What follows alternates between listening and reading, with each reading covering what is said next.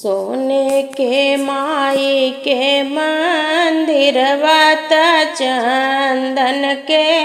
वाड़ी ला गई हो मैया खोलना चंदन के वड़िया चरण तोहरी छुबई हो भीतरा से बोलै सातऊ बहिनी तयौरऊ भैरो भैया हो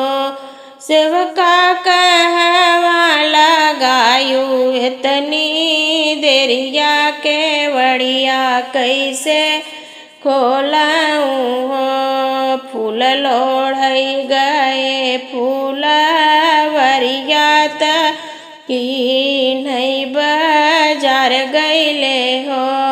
मैया वही रहिया लगी इतनी देरिया के वड़िया खोली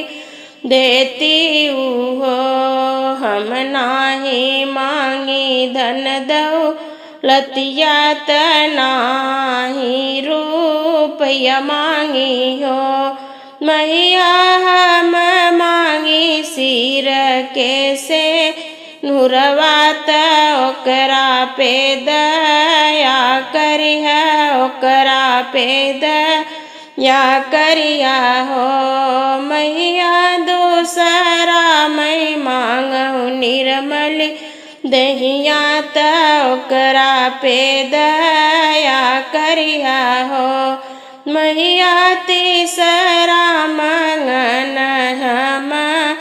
मांगब मंगन पूरा करऊ हो मैया गोदिया में दियलूला लनवान जर भल बनाए रहू गोदिया की